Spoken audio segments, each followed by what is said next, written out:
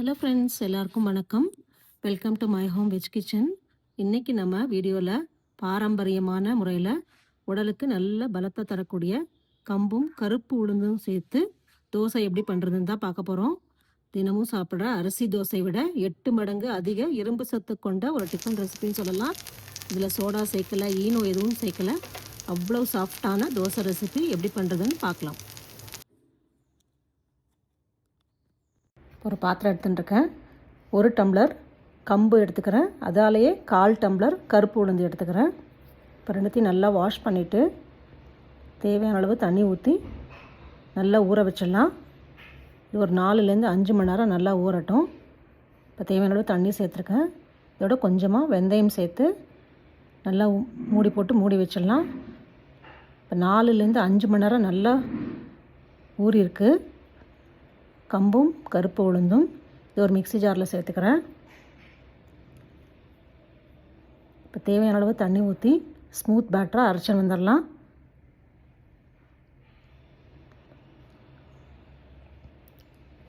இப்போ நம்ம அரைச்சின்னு வந்த மாவை ஒரு பாத்திரத்தில் சேர்த்துக்கிறேன். கொஞ்சமாக மிக்ஸி ஜாரில் தண்ணி ஊற்றி அதையும் சேர்த்துக்கிறேன். தேவையான அளவு உப்பு. இப்போ நல்லா கரண்டி போட்டு நல்லா மிக்ஸ் பண்ணி விட்டுடலாம். கொஞ்சம் கெட்டியாக இருக்குது, கொஞ்சமாக தண்ணி சேர்த்துக்கிறேன். இப்போ எல்லாம் நல்லா மிக்ஸ் பண்ணி விட்டாச்சு. ஒரு மூடி போட்டு ஃபெர்மெண்டேஷனுக்காக ஒரு 7லேருந்து 8 மணி நேரம் நல்லா மூடி போட்டு மூடி வச்சிடலாம். இப்போ பார்த்திங்கன்னா தெரியும், ஒரு 8 மணி நேரம் ஃபெர்மெண்டேஷனுக்காக விட்டேன். மாவு நல்லா பொங்கியிருக்கு. இப்போ தோசை பண்ணுறதுக்கு ரெடியாக இருக்குது மாவு. இப்போ நான் ஒரு தவா வச்சுருக்கேன். தவா நல்லா சூடாகிருக்கு. கொஞ்சமாக எண்ணெய் சேர்த்துக்கிறேன். இப்போ நம்ம கரைச்சின்னு வந்த மாவுலேருந்து நல்ல பெரிய கரண்டி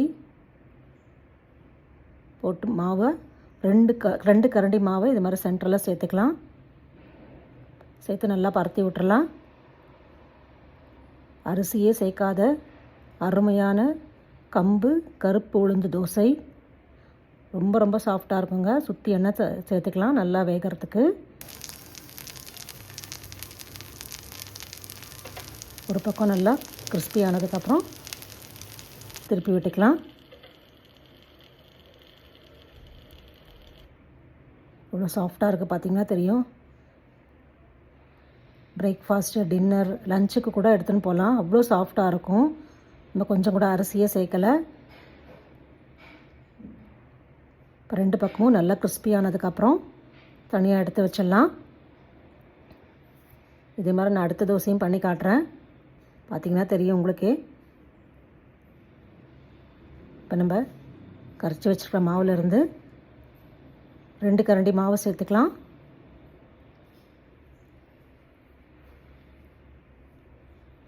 நல்லா பரத்தி விட்டுடலாம்.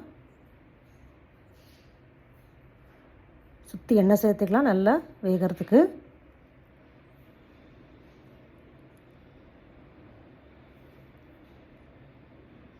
ஒரு பக்கம் நல்லா வெந்ததுக்கப்புறம் திருப்பி விட்டுக்கலாம்.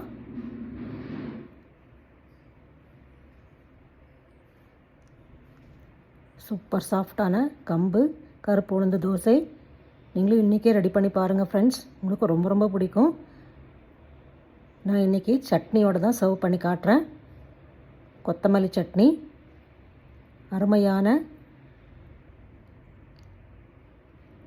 சூப்பர் சாஃப்டான கொஞ்சம் கூட அரிசியை சேர்க்காத பிரேக்ஃபாஸ்ட்டு, லஞ்சு, டின்னர் எல்லாத்துக்குமே ரொம்ப ரொம்ப பொருத்தமாக இருக்கிற தோசை சட்னி ரெடி. நீங்களும் ட்ரை பண்ணி பார்த்துட்டு உங்கள் கமெண்ட்ஸ் போஸ்ட் பண்ணுங்கள். லைக் பண்ணுங்கள், ஷேர் பண்ணுங்கள். நம்ம மை ஹோம் வெஜ் கிச்சன் சேனலை சப்ஸ்கிரைப் பண்ண மறக்காதீங்க. சூப்பர் சாஃப்டான தோசை கம்பு கருப்பு உளுந்து தோசை சட்னியோடு தான் இன்றைக்கி சர்வ் பண்ணியிருக்கேன்.